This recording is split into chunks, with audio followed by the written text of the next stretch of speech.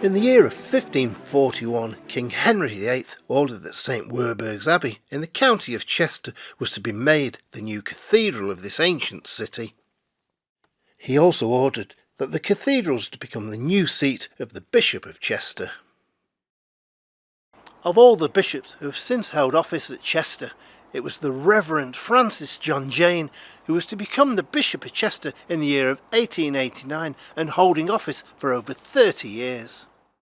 Born on the 1st of January 1845 in Llanelli, Francis Jayne was the eldest son of John Jayne, a colliery owner, and his second wife Elizabeth Haynes.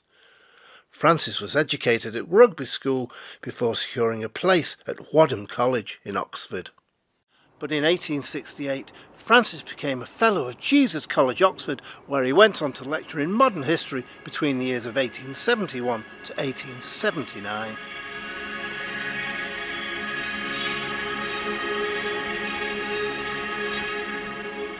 Now Francis was clearly destined for greater things, and in the year 1886 he was appointed the Vicar of Leeds, a very significant role that would lead on to greater things in the future.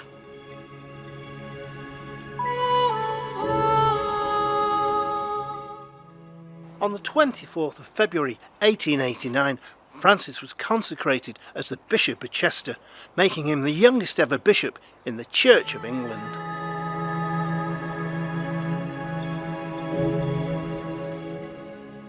But unusually for a man of the cloth, one of Francis's ambitions was to own a pub, for he believed that the reformation of the 19th century pubs could do a lot to tackle the drunkenness that he saw around him. The bishop held a deep concern about excessive drinking and alcohol abuse, leading to Francis, Bishop of Chester, founding the People's Refreshment House Association, which in time came to own more than 130 hotels and inns. By 1919, the bishop's wide commitments and workload had taken its toll on Francis Jayne, with his health deteriorating so badly that he was eventually forced to resign in the same year. It was at this time Francis returned to his former home, the Quarry in Oswestry, but sadly on the 23rd of August 1921, Francis lost his battle with his deteriorating health, passing away peacefully at home.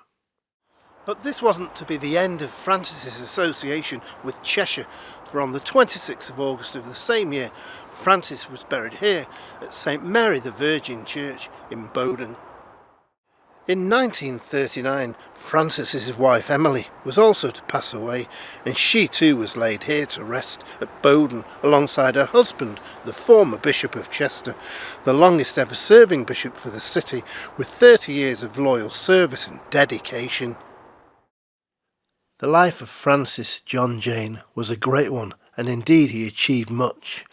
However, having visited the grave here today in Bowdon, I was quite surprised to see just how basic the grave was for a former bishop of 30 years.